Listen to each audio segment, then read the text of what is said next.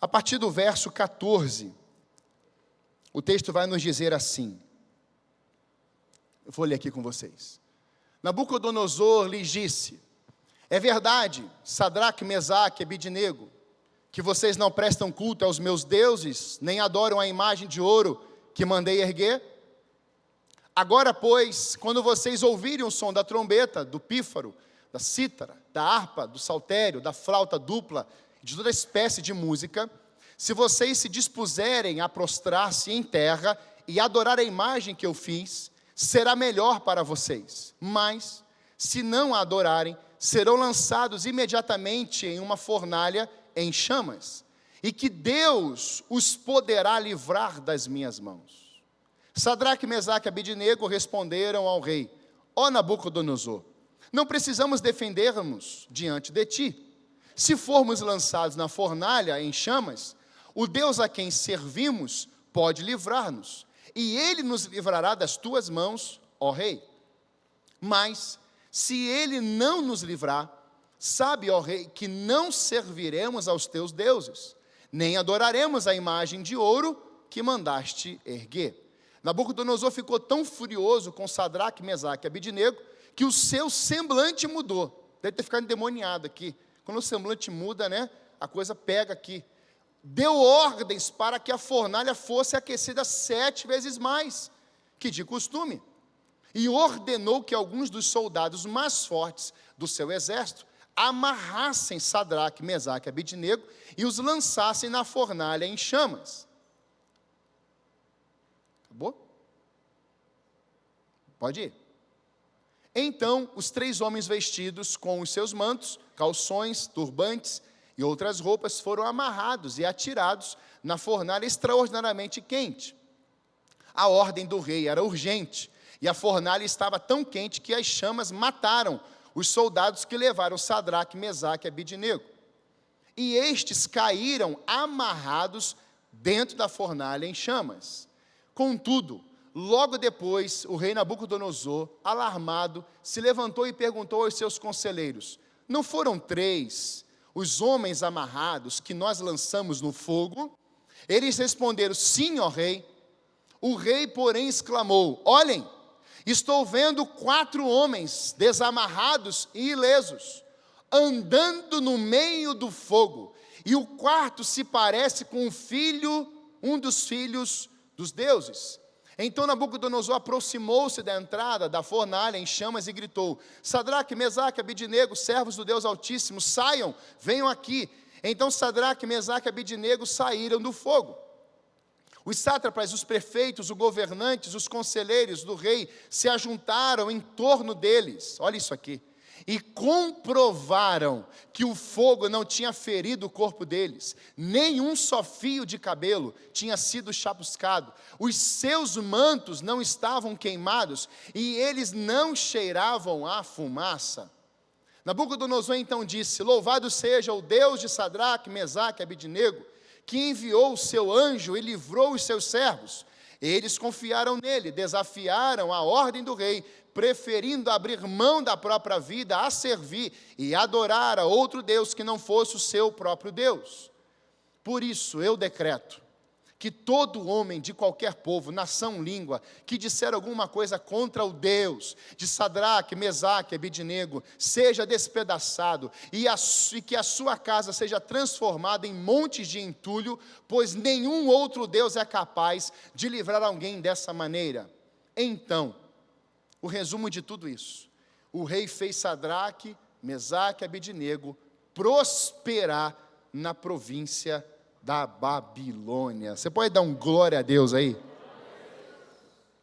Como é que você lê a Bíblia? Ah, pastor, eu leio como um livro de história. Pois é, você tem que ler dentro da fornalha esse texto.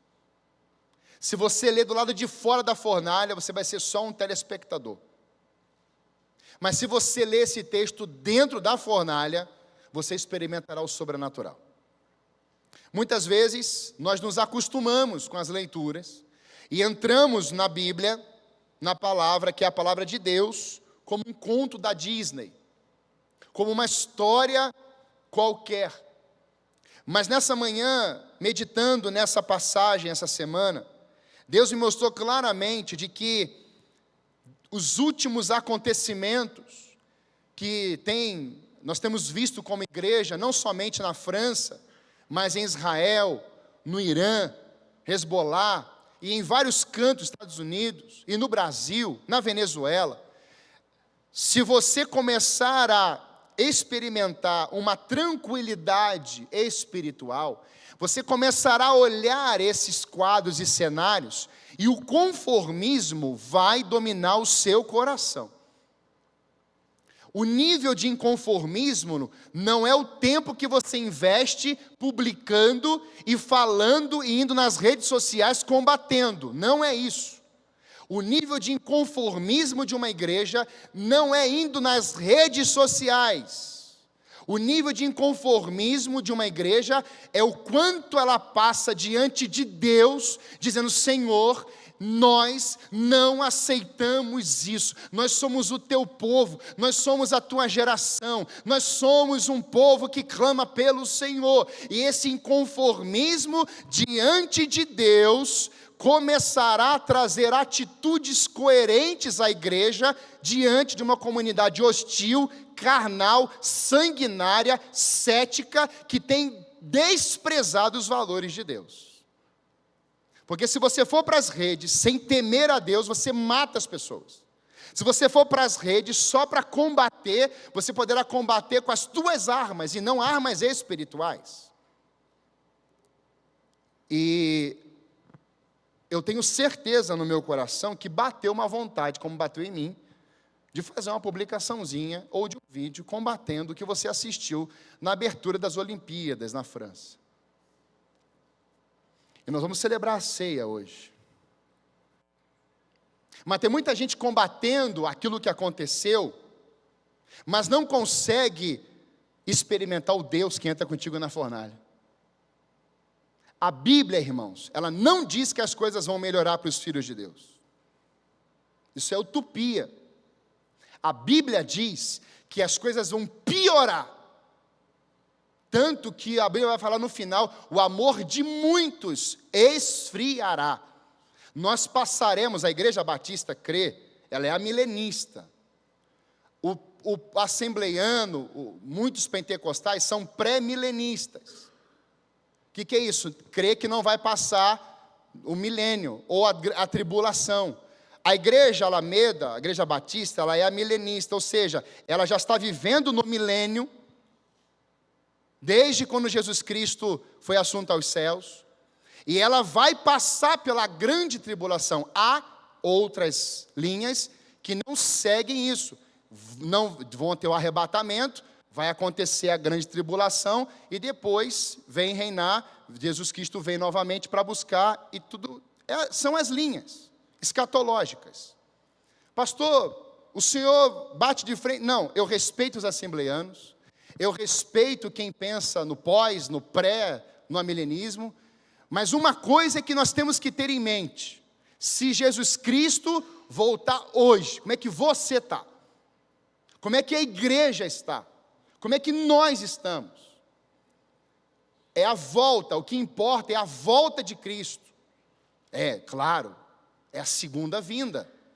Mas como que nós estamos agindo antes da volta dele? Então nós estamos olhando cenários caóticos e estamos indo para o fronte. E aí nós começamos a nos ferir. Você se alimenta daquilo que é caos, e aí você vai para a rede pública, você vem para a igreja e você, pastor, tem que falar sobre isso, pastor tem que se posicionar, pastor tem que ir lá, pastor tem que não, pastor se reuniu com todas as lideranças que aceitaram o convite, e fomos lá para o palácio do governo, e juntamos lá mais de 60 mil pessoas, e gritamos arrependimento prostrado diante de Deus, que passou em vários canais. E já temos outros estados já dizendo: ora Rio de Janeiro, ora São Paulo, ora Tocantins, ora Maranhão, ora Brasil, ora Venezuela, ora as nações. Então nós temos que nos posicionar assim, irmãos. Mas a igreja não pode perder o relacionamento com o Eterno. Então, diante de tudo isso, Deus mexeu no meu coração. Eu tenho orado pela Venezuela e eu tenho pedido a queda do Maduro. Eu tenho pedido isso. Eu não sei se você tem orado por isso, mas conversa um pouco com os irmãos de sangue ali. Ora, mas clama a Deus, olha nos olhos de Deus.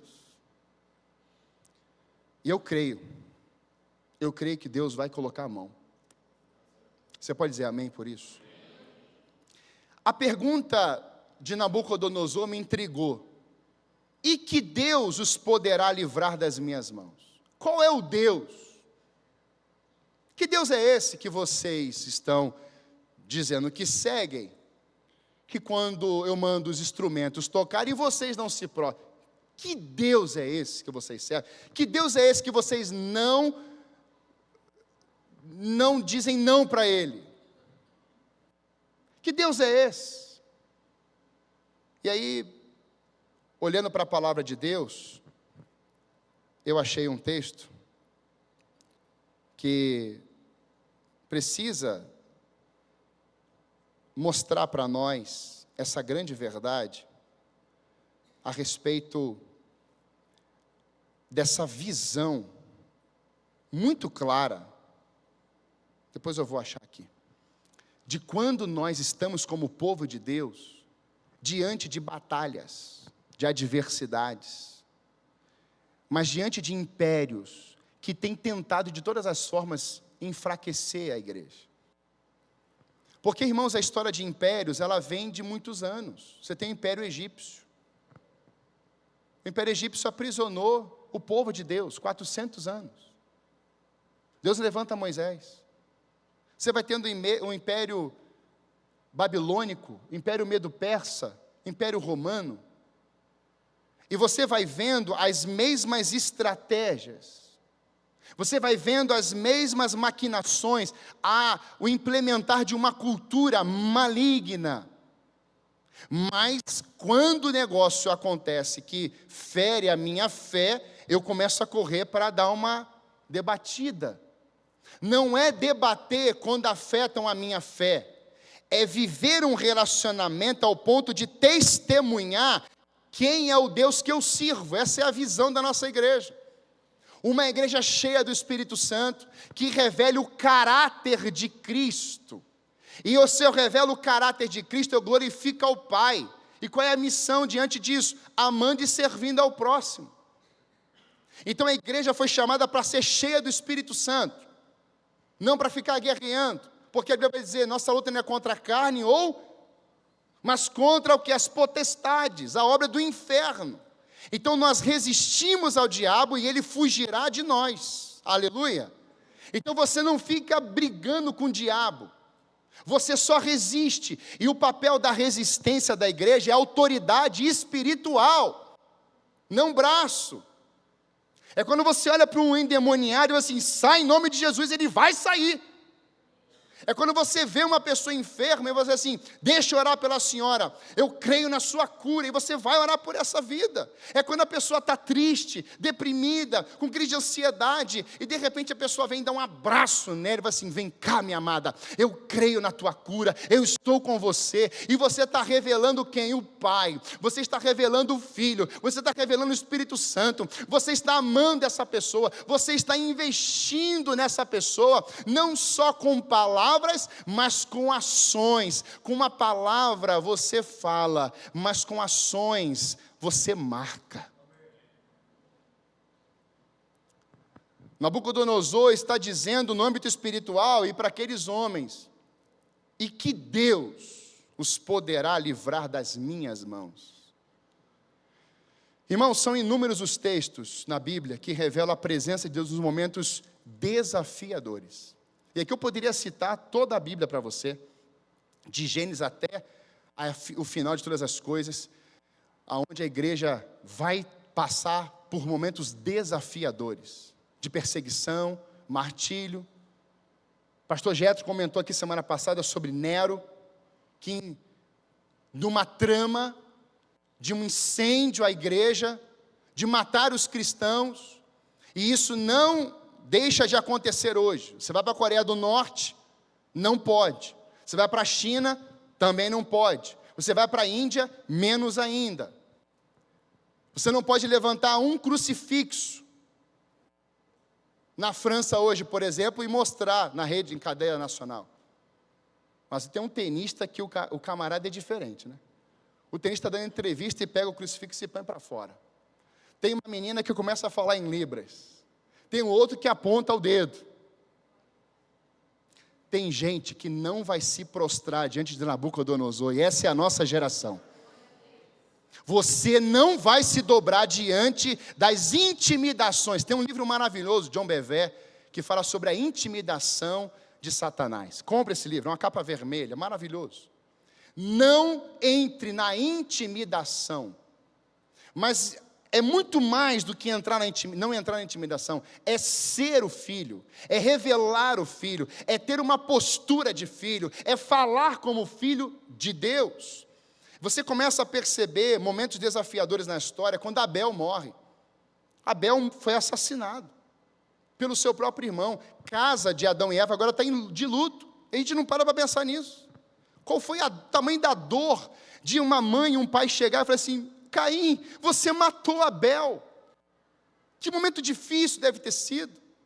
Dentro de casa, os mesmos ensinamentos, as mesmas observações, mesmo peito para amamentar, mesma barriga que ambos nasceram, tudo igual, mesmo telhado. Mas um olha para o outro e fala assim: eu vou matar ele. Porque Deus aceitou a oferta dele, e Deus não aceitou a minha. Pastor Paulo Borges Júnior disse que a primeira morte aconteceu por causa de um culto. Por causa de uma oferta. E na igreja, às vezes, nós fazemos isso. Não gosto dela. Olha o cabelo dela. Vai ter gastado R$1.000. Olha o sapato dela. Está fazendo barulho. Olha o carro dele. Deve ter roubado. Sonegando. A gente vai entrando nos olhares humanos. E a gente esquece de que tem uma atmosfera, uma entidade maligna, potestades, vindo com força para cima da igreja. Para a vida do teu filho e do meu filho. Da minha filha. Está vindo com os olhos, com sangue. Pega as crianças, manda matar as crianças, e mata as crianças lá no Egito. E depois, novamente, mata as crianças quando Jesus vai nascer.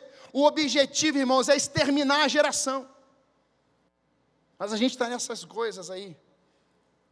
E casa, como é que está a casa?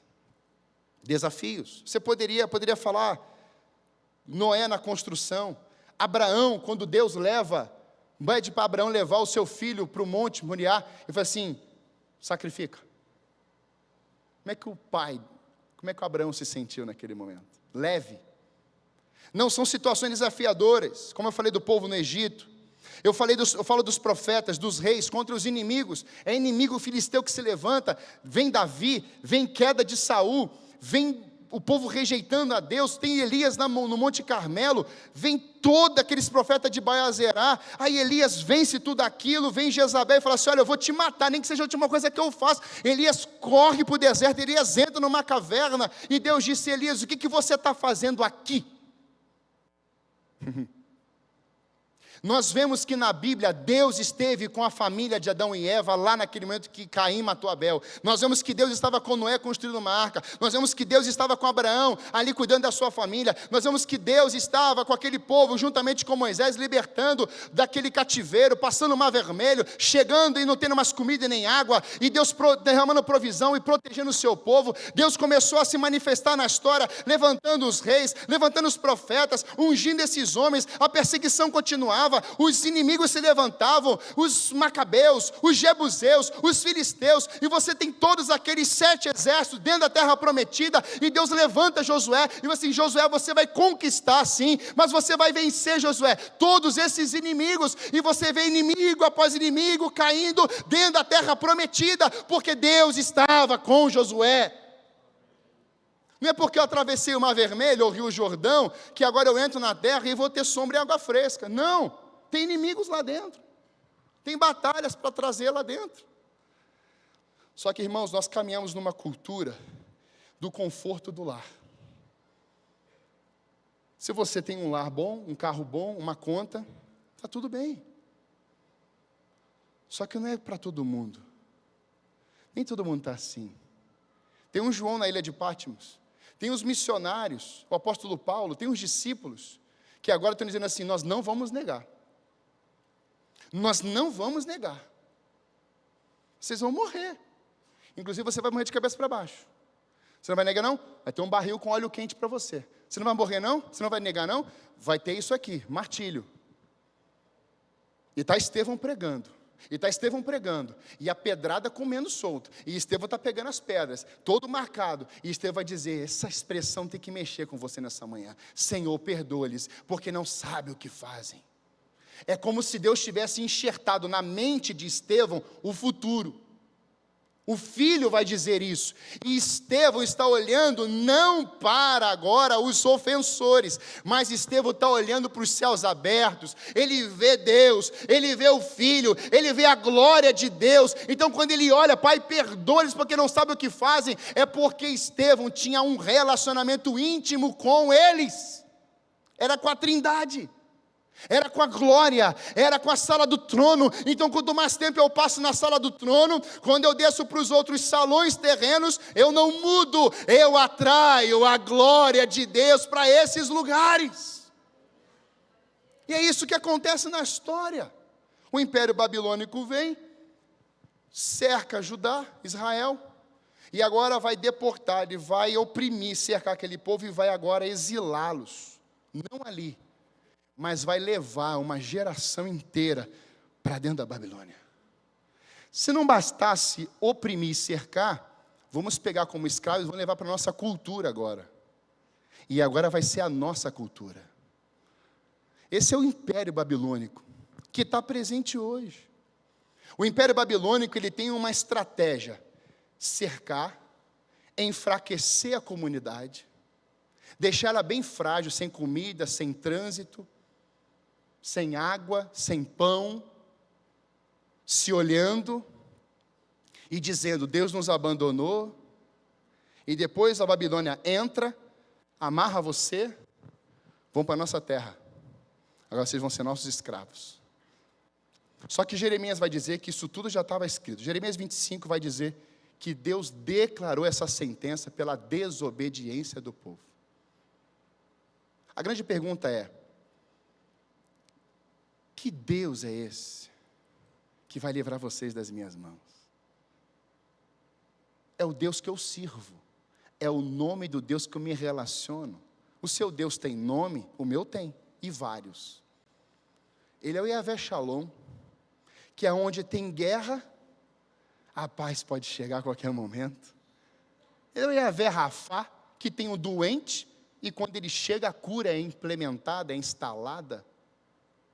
Ele é o Deus que é a nossa bandeira, e não é a bandeira partidária, é o Filho de Deus chegando no pico de uma montanha e diz assim: a minha bandeira é o Senhor, eu cheguei até aqui, porque Ele me sustentou, aleluia, mas eu estou no vale, sofrendo dores, e eu estou com a bandeira lá, meio cheio de lodo, de lama, de sujeira, eu estou no vale dos ossos secos, e eu estou vendo a bandeira do Senhor, essa bandeira que aviva, essa bandeira que desperta, essa bandeira que o inferno tem que recuar, essa bandeira se chama o Yahvé, o grande eu sou. E é por isso que nós, ao olharmos para esse contexto, nós começamos a perceber de que não era só eliminar ali a nação, mas era pegar todos esses sábios, os melhores, e fortalecer ainda a cultura da Babilônia. Não pense você que o seu filho é bom em alguma coisa, que o diabo não está de olho nele. O diabo está de olho nos youtubers, e nós vamos levantar uma geração aqui em breve, que vai começar a evangelizar no YouTube. Diga amém, igreja. Uma geração que vai começar a pregar nas redes sociais. Amém, João Vitor? João Vitor tem esse menino, é o Isaac. O Isaac está avivado também. Uma geração nova que está aí, irmão. Você fala, sai fogo. É uma geração das redes. Mas não vai ficar preso nas redes jogando 8 horas, 12 horas, não. É uma geração que vai para as redes e está lá assim, ó. Qual o próximo? Senhor, me manda agora a nação, Senhor. Eu falo inglês, eu falo espanhol, eu falo alemão, eu falo, Senhor, manda um alemão aqui se conectar agora, porque esse alemão vai ver a glória de Deus. E aí a gente olha para isso aqui, tem lá os homens, Daniel, Sadraque, Mesaque, Abednego, eles levam para lá. E quando esses homens chegam lá na Babilônia, vou pegar mais, capítulo 2 vai falar de Daniel, no capítulo 3 fala de Sadraque, Mesaque e Abednego. Chega lá os três. O plano é, eu tenho todo um currículo para vocês, prontinho. Vocês são escravos, e agora aqui vocês vão me servir, estudar de graça, terá comida de graça, e vocês vão morar no palácio. Está ruim para você essa proposta? Eu fui falar a frase aqui, Deus não está atrás de propostas, mas Deus quer te entregar propósitos. E veio uma senhora, de uma outra religião, mandou mensagem para Mária, falou assim, haverá um encontro no Conselho Regional de Farmácia, e o pastor falou uma frase, e lá, esse ambiente todo, dessa outra religião, eu gostaria que ele pregasse 20 minutos lá dentro. Glória a Deus, glória a Deus. Irmão, você tem que comemorar mais com isso, irmão. Porque o pastor Geto falou aqui, nós vamos saquear o inferno. E não importa o lugar que seja, a igreja vai pisar lá, a igreja vai estar lá. Pastor, você está chamando a casa? Não. Aonde não tem Jesus, essas pessoas já decidiram optar por outra eternidade. Então a igreja, ela tem que ser como esse quarteto aqui. Vocês vão aprisionar nós? Vai amarrar a gente? Vamos ter que ir para lá? É para lá que vocês querem que a gente vá? Então nós vamos. Deus está nesse roteiro? Tá, então vamos. É para Babilônia? É a origem de Babilônia, Babel. Lembra da torre de Babel? De lá que vem esse termo Babilônia. Qual é o espírito de Babel? Uma torre. Nimrod, aprisionar pessoas e construir uma torre que começava no chão e terminaria no céu, para dizer, Deus, nós mandamos no Senhor, faz o que a gente quer. Mas a cultura cristã, o cristianismo, não é construir uma torre da terra para o céu, é uma construção da Nova Jerusalém para a terra. Essa verdade tem que gravar nossos corações, porque a gente se perde no que é terreno. Mas Sadraque, Mesaque, Abednego e Daniel estão sendo levados agora para a Babilônia. E o Deus de Sadraque, Mesaque e Abednego está dentro deles. Então, qual o tamanho dessa imagem? 27 metros de altura e 2 metros e 7, quase 3 metros de largura. Isso via de longe. Então, quando o povo está vindo do deserto para chegar na Babilônia, esse povo já está vendo já o tamanho da imagem de longe. E o povo está olhando aquilo, e eu fico imaginando a cabeça desse povo. Meu Deus, o que esse rei está fazendo? E o que é que nós vamos fazer? Irmãos, sabemos quem é o outro na fornalha. Era o próprio Deus.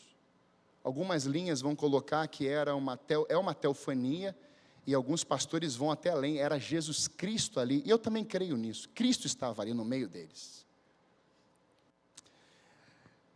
Como é que a gente age e a gente entende isso, ao olharmos 3 homens sendo colocados numa fornalha por não se prostrar diante de uma estátua, que o rei fez, como idolatria. Os instrumentos tocam, todo mundo, vamos fazer esse teste? Fica de pé rapidinho, fica de pé, só para você ter a dinâmica da palavra. Vamos supor que o Vinícius estivesse aqui, ele já era para estar aqui, mas ele não veio, mas está tudo bem. Quando o instrumento toca, ele não veio ainda, né? Ah, ele está vindo, eu acho. E aí quando, eu pego no pé porque eu amo, quando ele toca o bendito do instrumento, era um comando, um decreto do rei. Quando você ouvisse esse som, aqui tem lá o cítara, os outros instrumentos, flauta dupla. Pensa uma coisa, era uma orquestra. Presta atenção. A terra, quando ela é incrédula, ela quer copiar o céu, mas para difamar. Porque a trombeta, os instrumentos, os querubins, serafins estão adorando a Deus em Apocalipse, gritando santo, santo, santo. Mas quando o diabo quer deturpar, ele quer ridicularizar, ele usa instrumentos que tem lá em Salmos. Você conhece os Salmos? Ele usa aquilo para que o povo de Deus se prostre diante de uma imagem, ou diante do Deus, a divindade, era uma divindade chamada Nabucodonosor. Babilônia, era um reinado, era um império. Então o diabo, ele inverte isso. Os sacrifícios eram feitos na antiga aliança. Então o que algumas religiões fazem? O que Satanás fez, melhor dizendo? Elas pegam esse ritual que o Antigo Testamento fazia, que era para Deus, e eles usam isso em pessoas com sangue, com banhos, com oferendas.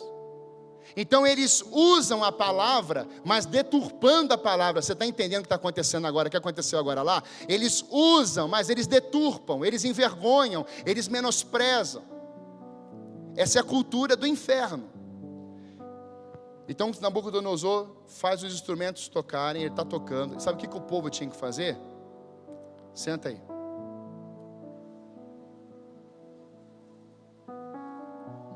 Viu como é que é fácil? É fácil, irmãos. Uma ordem já senta.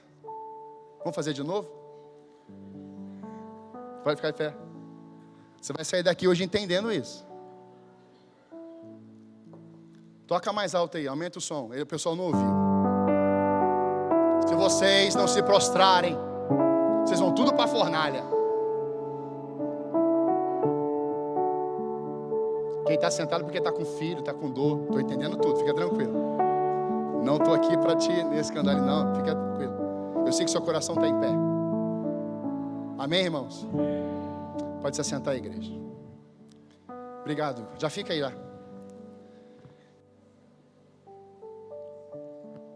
Quem anda com o Senhor revela uma visão de fé. Nabucodonosor mandou se prostrar. O povo todo, com exceção de 4, não se prostraram. E aí vem um povo, que se você ler o capítulo 2, quando Daniel vai revelar os sonhos de Nabucodonosor, os astrólogos ali, os que trabalhavam com adivinhações, eles chegam e não conseguem resolver o sonho de Nabucodonosor. E Daniel ora, e Daniel vai trazer a interpretação. Sabe qual era o castigo para aqueles homens que não interpretaram? Morte. Sabe o que Daniel faz? Não mata não. Quem está entendendo isso aqui, irmãos? Não, esses homens estão blasfemando, esses homens estão arrebentando com a igreja, esses homens estão perseguindo, esses homens, essas mulheres, eles estão tudo caluniando. Aí, não tendo relacionamento, você está aqui na posição de Daniel, fala assim: astrólogos, faca em vocês, fogo em vocês, morram. Mas olha o espírito de Daniel: mata não, rei, deixa eles têm que ver mais a glória de Deus se manifestando nesse lugar. Quem está entendendo isso aqui? Tu não amaldiçoa ninguém não, irmãos. Aquele pessoal fez tudo aquilo lá, não amaldiçoa eles não. Ora por eles, peça perdão por eles, e se posicione no mundo espiritual. Porque se Deus pesar a mão, não sobra nem pó. Daniel está olhando para eles, assim: a vontade que dá é de vocês irem tudo, tirar da minha pátria, matar a minha família, não tem mais parente, não tem mais templo, não tem mais nada, vocês tiraram tudo. Agora vocês vão ver a ira de Deus. Tem crente que gosta da ira de Deus, né? Nos outros. Mas Daniel está ali, ó: não, Senhor, não, rei, não mata não. Não mata, rei. E o rei não mata. No capítulo 3, Esses mesmos que Daniel livrou, irmãos, esses mesmos que Daniel livrou, foi Daniel que livrou, vem para Nabucodonosor e fala assim: rei, o senhor não tocou os instrumentos? Uma boa parte, quase todos, se prostraram diante da estátua, mas tem uns elementos lá que não se prostraram. A Nabucodonosor fica irado. Como assim? Tem que se prostrar. Mas sabe quem foi o X9? O sofoqueiro? No capítulo 2, Daniel tinha livrado todos eles. Sabe qual é o nome disso? Ingratidão. Não morri, ao invés de eu, obrigado, Daniel. Você é um jovem legal, cara. Você é um jovem de Deus. Não, porque está aqui, irmãos. É o poder, irmãos. É a cegueira espiritual. Quem tem visão de fé, anda com o Senhor. O verso 15 vai dizer: agora, pois, quando vocês ouvirem o som da trombeta, do pífaro, da cítara, da harpa, do saltério, da flauta, se vocês não se prostrarem diante de mim, mas se não adorarem, serão lançados imediatamente na fornalha em chamas. E ele faz a pergunta que é aqui a chamada para nós: e que Deus os poderá livrar das minhas mãos? Irmãos, uma igreja, um povo que olha aqui para esses três, que revela fé. Fé, irmãos, é pagar o preço de um compromisso com o Senhor. A fé, ela agrada a Deus. A fé, ela é a certeza das coisas que se esperam e a convicção de fatos que não se veem. Fé não é atropelar o tempo de Deus. Fé é ter convicção que os fatos já existem, mas eu ainda não estou vendo fisicamente. Fé é ter certeza em Deus, que Deus está no controle, nele não há dúvida. Fé é convicção dos fatos já criados. Sem fé é impossível agradar a Deus. Eu criei, por isso falei. Quem tem fé fala. Quem tem fé se movimenta. Quem tem fé declara. Está vendo o vale? Profetiza sobre ele. Haverá sim momentos que a nossa fé será provada. Nesta geração, a sua fé será provada. A perseguição vai aumentar. E que tipo de igreja nós temos hoje? Uma igreja de eventos, de chuvas. É uma igreja enraizada na palavra. É uma igreja enraizada como lenha no altar. E esse altar em chamas.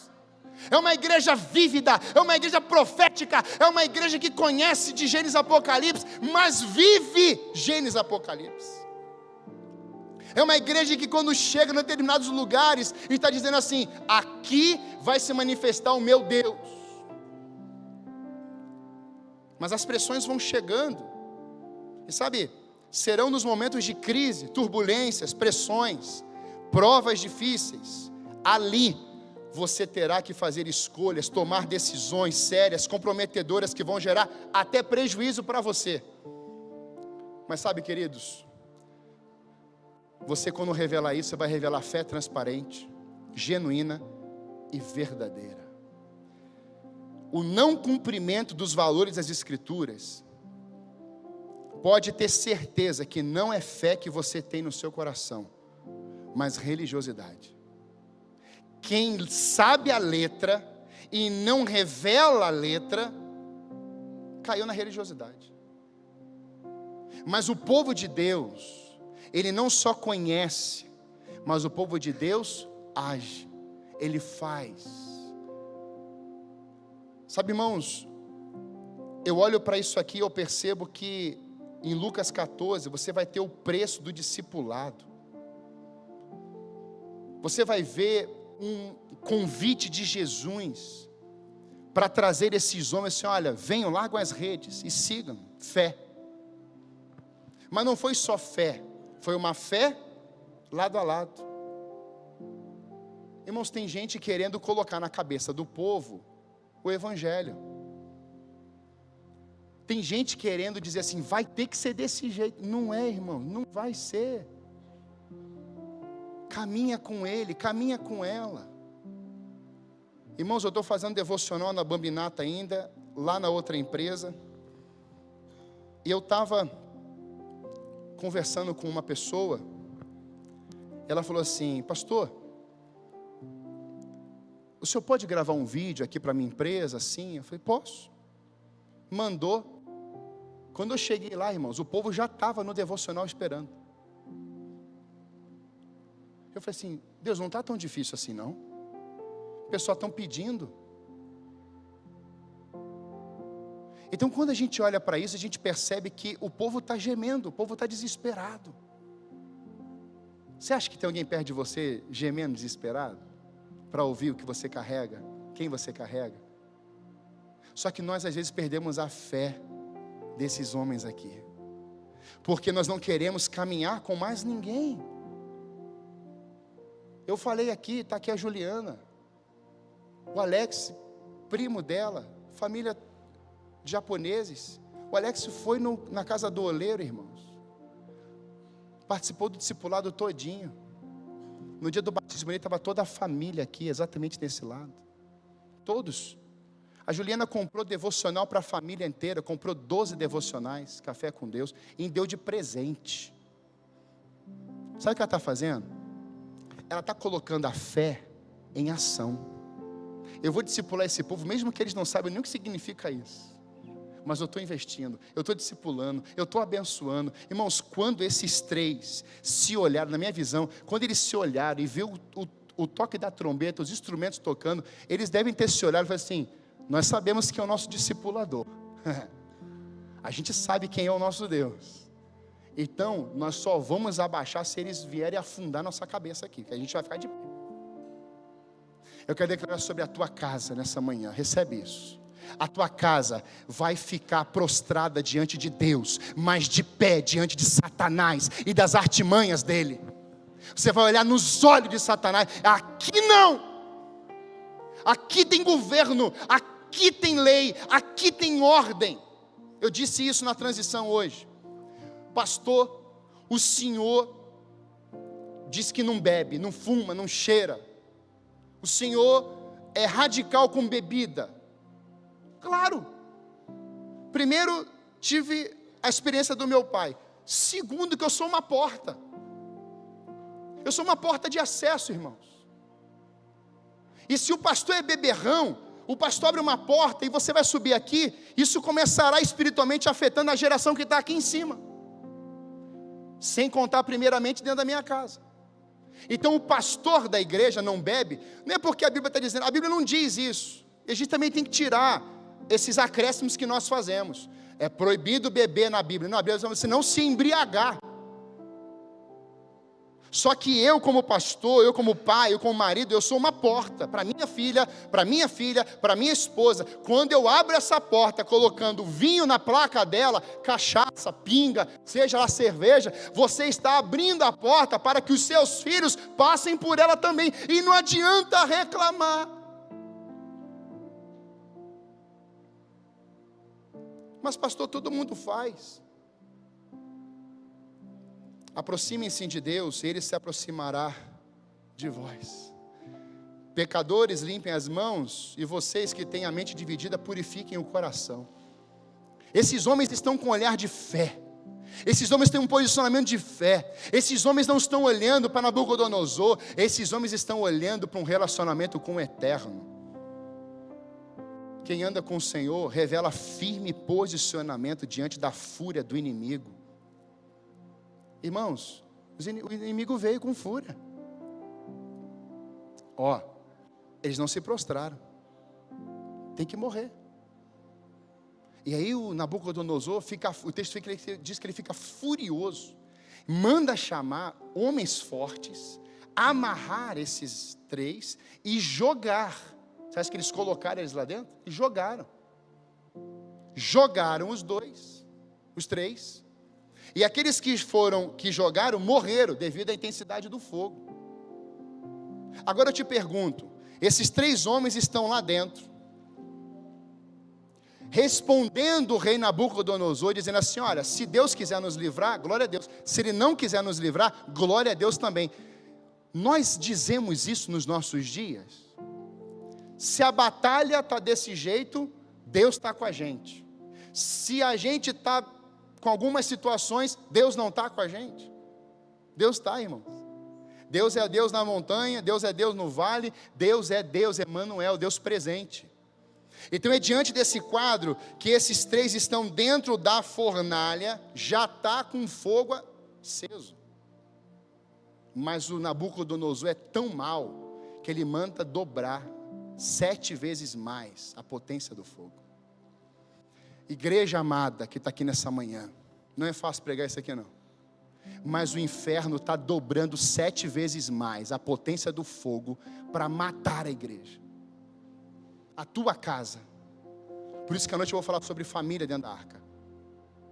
Eles estão investindo em tudo que podem, seja na internet, nos jogos, em tudo, até em leituras, que você viu o pastor Charles falando aqui, que a filha leu não sei quantos livros no ano, e entrou um livro, um conto, e dominou ela por dentro. Essa menina quase vai, uma adolescente. Então há batalhas que nós vemos, e há batalhas que nós não enxergamos.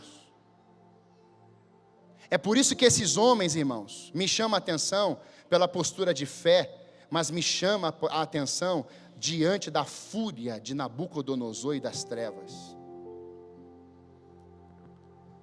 Quem anda com o Senhor entende mesmo que diante dos riscos, ele não nega a fé, ou muda de opinião. Quando a gente está em Deus, os riscos vão aparecer. Os infernos vão se levantar. Mas você não está preocupado com isso. Você está olhando para o eterno. Você está dizendo, olha, tem mais fúria, é risco, mas eu não vou negar. A vida, irmãos, Jesus disse que no mundo nós teríamos aflições.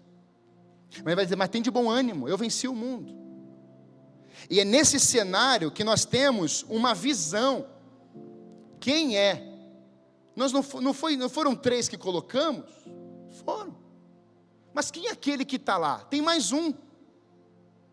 Do lado de dentro, eu não sei o que eles estavam fazendo. Tem até uns videozinhos, o pessoal estava lá tocando, né? Tá lá. Foi lá que diz que foi lá que surgiu o pagodinho para Jesus. Nabucodonosor está do lado de cá. Aqueles caras, o fogo não pega neles. Aqueles caras, o que acontece ali dentro? Essa é a visão do mundo quando a igreja enfrenta a tribulação adorando. Aleluia. Isso mexe comigo.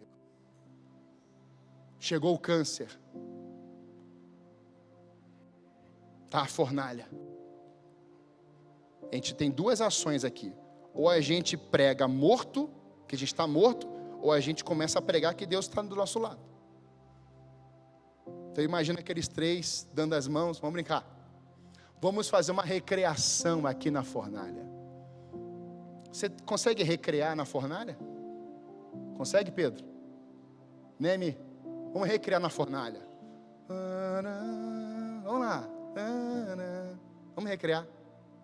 Ah não, pastor, isso é muito estranho. Pois é, mas Nabucodonosor está me olhando. Sabe por quê? Aonde Jesus está, a alegria opera.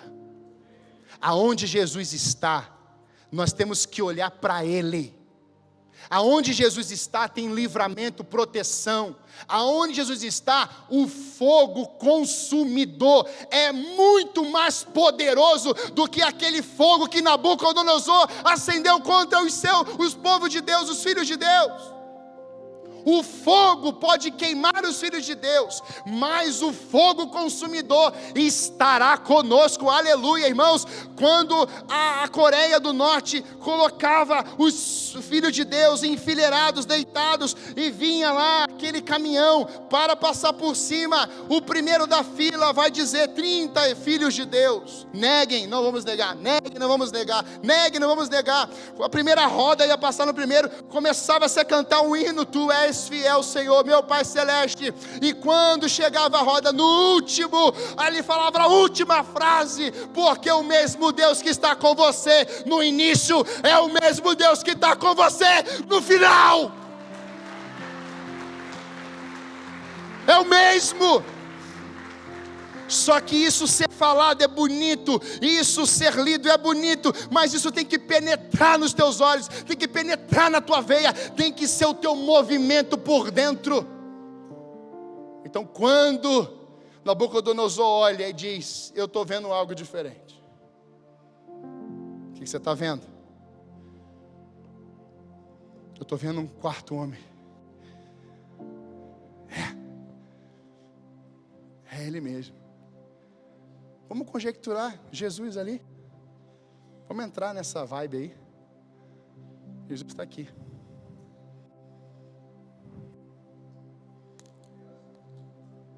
Jesus está aqui. Sabe a sua fornalha aí? Jesus está aí. Pastor, eu não tinha essa visão hoje não. É que você ficou olhando para o fogo. Você ficou olhando para o Nabucodonosor. Você ficou olhando para todo mundo, menos para o quarto homem. Quem é? Não importa agora. Sadraque, Mesaque e Abednego, que são inimigos, que são escravos. Não, Nabucodonosor está chamando. Sadraque, tem nome.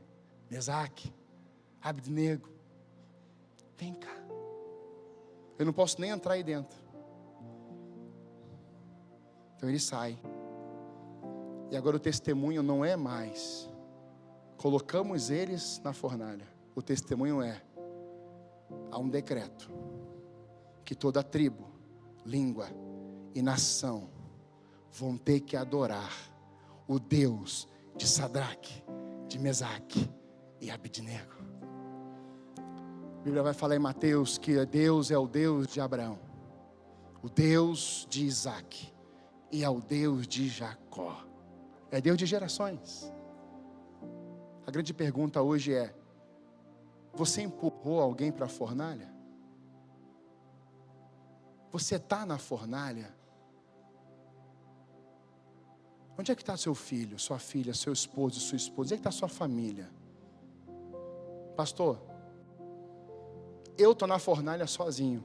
É? Você está lá sozinho? Tem certeza? Não tem mais alguém com você lá não? Porque os teus filhos e os teus pais estão te assistindo. E vai ter uma hora que eles vão te chamar. Filho, vem cá. Mãe, vem cá. Pai, vem cá. E eles vão decretar para eles mesmos. Nessa manhã nós vamos servir a ceia. A equipe pode vir. Eu queria que você olhasse para esses elementos, entendendo que Ele nunca nos deixou. Por quê, pastor? Porque tem uma aliança dele conosco. Deus fez uma aliança, não a antiga, mas a nova que Paulo fala. Eu tenho com vocês uma nova aliança, eu vos dou. Essa aliança não é mais o sangue de um cabrito, de um cordeiro. Esse sangue agora é o Filho imaculado, sem defeito, chamado Cristo. Então quando você for colocado na fornalha, nas prensas, você for colocado diante dos momentos desafiadores, Cristo não vai estar passeando com você como aconteceu lá. Cristo está dentro de você. É diferente.